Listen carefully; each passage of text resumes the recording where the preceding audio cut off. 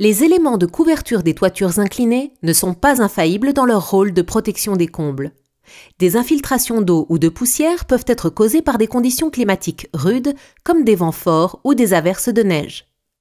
L'écran de sous-toiture, placé sous les éléments de couverture, évite les infiltrations en cas de défaut de couverture, comme par exemple la casse ou le déplacement d'un élément ou bien le développement de mousse.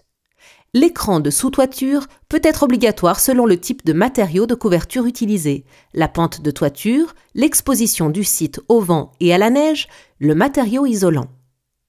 Même dans le cas où il n'est pas obligatoire, le professionnel doit le proposer dans son devis de rénovation de toiture.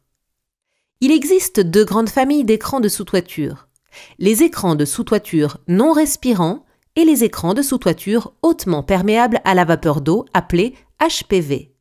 Les écrans de sous-toiture non respirants sont étanches à la vapeur d'eau et se présentent sous 4 formes.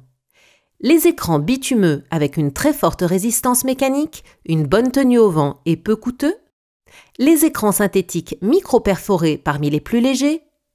Écrans multicouches très résistants et relativement légers. Et les écrans réfléchissants améliorant le confort lors de pics de chaleur. Pour tous ces écrans non respirants, il est obligatoire de laisser une lame d'air ventilée d'au minimum 2 cm en sous-face de l'égout au faîtage.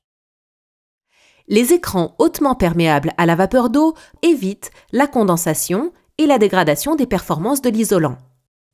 Les écrans HPV peuvent être placés directement sur l'isolant. Les écrans HPV peuvent aussi être réfléchissants sur chacune de leurs faces, améliorant ainsi le confort thermique en hiver comme en été. Pour assurer leur performance et conformément aux normes de mise en œuvre, les écrans HPV réfléchissants doivent être posés sur une lame d'air non ventilée. Quel que soit l'écran de sous-toiture utilisé, un pare-vapeur doit nécessairement être mis en œuvre pour éviter que la vapeur d'eau condense dans l'isolant et dégrade ses performances. La pose d'un écran de sous-toiture répond à des normes garantissant son efficacité. Le raccord à l'égout, le sens de la pose des contrelates et le traitement autour des points singuliers sont indispensables pour garantir l'absence d'infiltration d'eau ou de poussière.